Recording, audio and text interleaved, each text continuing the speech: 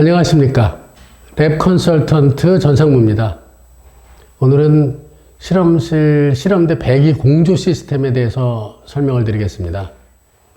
휴무들을 보통 설치하게 되면 배기는 어떻게 할지 이게 상당히 궁금해 하실 텐데, 오늘은 그 궁금증을 좀 해결해 드리고자 합니다. 먼저 이제 덕트 설명을 드려야 되는데, 덕트라는 게 이제 배관이라고 보시면 돼요. 덕트 후드가 있으면 얘가 후드라는 게 뭘 밖으로 빨아내는 거기 때문에 그 빨아내는 그걸 덕트라고 하는데, 덕트의 재질 종류, 그 다음에 덕트 시공에 대해서 말씀드리겠습니다. 시간상 모든 덕트 자재를 설명드릴 수는 없고, 보통 흔히 사용되는 일반적인 자재에 대해서 이해를 도와드리도록 그렇게 하겠습니다. 먼저 덕트는 크게 두 종류로 구분하죠. 직관과 주름관입니다. 직관은 이렇게 직선으로 되어 있는 거고, 주름관은 이렇게 휘어지는 걸 말하죠. 흔히 이제 주름관은 자바라라고 보통 말하는 걸 이제 주름관이라고 생각하시면 됩니다. 먼저 직관을 살펴보면, 직관이 주름관보다는 사실 내구성이 좋습니다. 많이 있는 일은 아니지만, 주름관의 경우, 이제 타포린이나 이제 흔히 사람들이 헝겊 같은 재질이라고 하는데, 이게 계속 바람이 세게 맞이하게 되고, 이 안에서 걔가 돌고 이러면 이제 찌그러지거나 하는 경우가 생기는데, 직관은 그런 경우가 없겠죠. 그래서 내구성은 직관이 좋습니다. 하지만 이제 설치가 좀 어렵고, 그래서 단가가 좀 높은 편입니다. 직관에는 이제 PVC, 스파이럴 등이 있는데, PVC 직관은 이제 강산, 강알칼리, 이렇게 약품 사용이 많은 환경에 적합해서, 치공계, 전에도 말씀드린 대로 이빨 같은 거, 이제 치아 만드는 이런 회사에서는 PVC를 다 사용합니다. 후드 자체도 PVC고, PVC 후드를 쓰는 데는 관도 PVC 관을 쓰는 게 좋습니다. 근데 이제 아무래도 얘도 마찬가지로 단가는 좀 높습니다. 스파이럴은 이제 소용돌이 문양이 있는 이제 직관을 말하는데, 보통 우리가 고깃집 외벽에 보면 이렇게 올라가 있는 하얀, 그게 이제 함석으로 된 스파이럴 덕트입니다. 그 일반적이긴 한데, 녹이나 부식에 좀 더 강한 걸 원한다. 우리 연구 환경이 그렇다. 그러면 이제 그런 모양이지만 서스 제품을 사용하기도 합니다.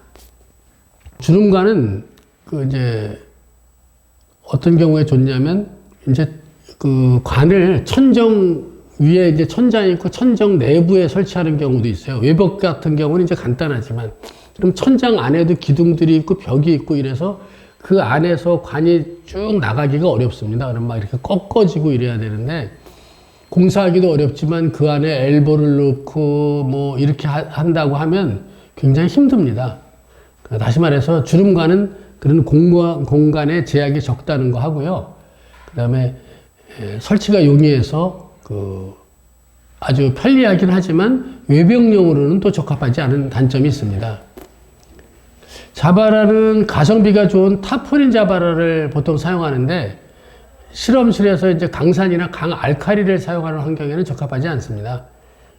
만약 산을 많이 사용한다 하면 PVC도 PVC 주름관이 있어요. PVC 주름관을 사용하면 좋을 것 같고요.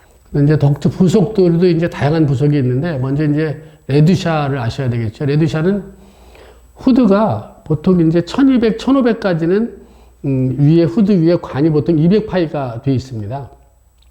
근데 후드가 커지면 200파이로 빨아들이기가 어려우니까 1800이나 2100으로 후드가 커지면 관도 커집니다. 250파이로. 근데 소비자들이 이런 걸 잘 모르시니까 건물을 설계하실 때 200파이 뚫어주세요. 그리고 200파이 뚫어놔요. 그리고 주문은 1800 후드를 주문하는 거죠. 아까 말씀드린 대로 1800 후드는 250파이가 뚫려져 있습니다. 가서 설치하려고 보면 천장에는 200파이가 내려와 있고 후드에는 250파이가 되어 있으니까 안 맞을 거 아닙니까, 관이. 그때 쓰는 게 레드샤입니다. 250파이를 줄여서 200파이를 만들어서 연결하는 거. 이제 레드샤가 있고, 그 다음에 이제 T자 있겠죠, T자. T자가 이제 양쪽에서 관이 와서 한 곳으로 이렇게 할 때 연결하는 거. 우리가 흔히 보통 보는 T자를 말합니다. 그 다음에 이제 파이프하고 파이프를 연결해주는 소켓이 있고요.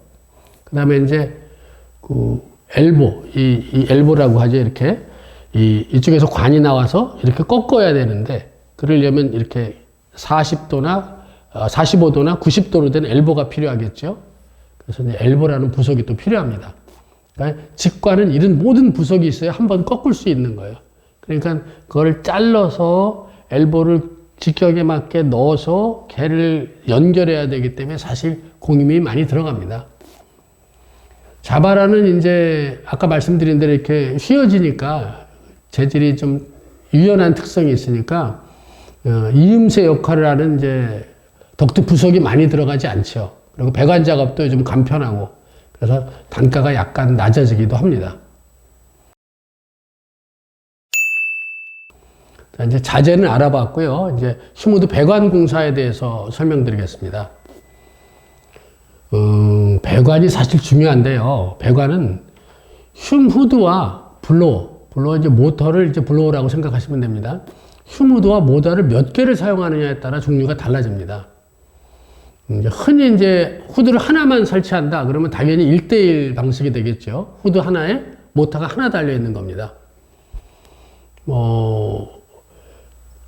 그냥 보통 이제 건물 밖에 유리를 뚫는다든가 해서 그냥 밖에다가 관만 빼놓으면 자체에 있는 모다가 빨아내서 밖으로 빨아낼 수도 있고 밖에 모다를 달아서 이 후드에 있는 걸 빨아들일 수도 있는데 하여튼 모다 하나에 후드가 하나 들어있는 겁니다. 하지만 이제 보통 후드가 2대 이상인 경우는 이러면 에너지 효율도 떨어지고 뭐냐면 후드가 3개를 모다 하나로도 다 빨 수 있는 건데 후드 3개에 모다 3개가 달리는 거니까 돈도 많이 들고 전력도 많이 낭비되고 불필요하게 이제 에너지 효율이 떨어지겠죠. 또 이제 이거를 건물 밖으로 이제 8대다 후드가 8대를 건물 밖으로 이걸 다 배관을 빼낸다고 하면 밖에서 봤을 때 미관도 굉장히 좋지 않습니다. 또 이제 그 다음에 어떤 경우가 있냐면 건축했을 때 1대1 배관 설명드린 거고요. 건축을 했을 때 처음에 건물을 질 때부터 공조 라인을 설치하는 경우가 있습니다. 이럴 때는 이제 보통 휴무드 납품하시는 분이 닥트 자재만 준비해서 갑니다. 근데 이제 가서 보면 이것도 마찬가지죠. 그 원래 공조가 돼 있는 그 닥트 관이 규격이 어느 정도냐, 200파이냐, 300파이냐에 따라서 빨아들이는 힘도 다를 것이고요. 그걸 빨아들이기 위해서 옥상이나 이런 데 설치되어 있는 모다가 2마력이냐, 3마력이냐에 따라서 흡입 압력이 달라지는 겁니다. 그래서 이게 적정 풍속이 나오느냐, 안 나오느냐는 전문가의 확인을 받고 공사를 하시는 게 좋습니다.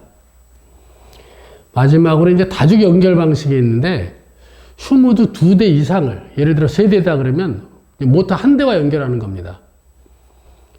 근데 이제 여기 참고하셔야 될 게 뭐냐면, 이제 사진상으로 나오겠습니다만, 후드가 이렇게 3대가 있고, 후드 각자가 올라온 배관이 하나의 관으로 연결돼서 이쪽에서 빨아들이는 겁니다. 근데 이제 이때는 생각해 보십시오. 후드가 3개가 있는데 이쪽에서 빨아들인다고 하면, 모다의 제일 앞쪽에 있는 게 제일 세게 빨리겠죠. 모다의 저 뒤에 있는 건, 이게 한 10대 된다고 보세요. 저 뒤에 있는 거는 힘이 아무래도 적게 빨릴 거 아닙니까? 그래서 이 후드 자체에 댐퍼라는 걸 사용합니다. 댐퍼는 이제, 그 후드 위에 배기가 빨려 나갈 때 이걸 닫고 열어주는 겁니다. 그 앞에 거는 조금 열어주면 이제 조금만 나갈 테고요, 바람이. 저 뒤에 거는 다 열어주면 다 나가는 거죠.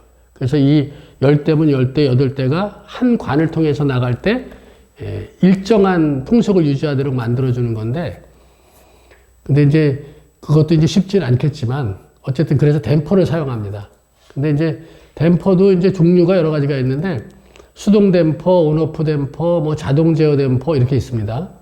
수동 댐퍼는 말 그대로 손으로 하는 거죠. 처음에 이제 후드를 사서 이렇게 함석판 같은 게 돼 있으면 손으로 각도를 조정해서 만들어 놓는 겁니다. 이 앞에 거는 15도, 뒤에 건 25도, 저 끝에 건 90도 다 열어. 이렇게 이제 해 놓는 거죠.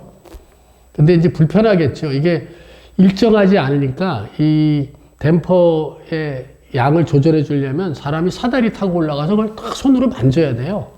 그러니까 보통은 이제 수동 댐퍼는 보통 처음 풍속을 세팅해 놓은 다음에 댐퍼를 열어두고 사용하는데, 후드가 꺼졌어요. 6대 중에 2대가 후드가 꺼졌습니다. 그래도 댐퍼가 열려 있으면 계속 빨리는 거예요. 여기서 모다가 돌아가니까 계속 배기가 되는 거죠. 그런 단점이 있습니다. 그래서 들어오는 공기는 적은데, 이렇게 실내 같은데 들어오는 공기는 없는데 이 배관을 통해서 계속 공기가 빠져나가면 여름 같은 경우는 에어컨을 사용하실 때 에어컨 아무리 틀어놔도 안 시원한 겁니다. 시원한 공기가 글로 빠져나가니까 에너지 효율이 좋지 않을 뿐만 아니라 조그만 사무실 같은 경우는 음압이라고 하죠. 왜? 우리가 문 같은 거 열면은 방이 이렇게 웅 울리지 않습니까? 다 빨려나가면 음압이 발생할 수도 있습니다. 그래서 이제 그게 불편하니까 이제 온오프 댐퍼를 만드는데, 온오프 댐퍼는 말 그대로 이제 스위치를 만들어서 스위치로 댐퍼를 열고 닫고 하는 겁니다. 열렸을 때 풍속이 얼마나 나올까를 세팅해 놓고 사용하는 거죠. 이런 경우 이제 블로어 성능은 일정하기 때문에 후드가 이제 하나 꺼졌다. 그러면 이제 온오프 댐퍼도 아까 마찬가지로 나머지 후드가 빨라지는 겁니다. 양이 10개가 빨던 거를 5개가 꺼지면 5개가 힘이 세질 거 아니에요. 그러면 이제 풍속이 일정하지 않게 되는 단점이 또 생기겠죠.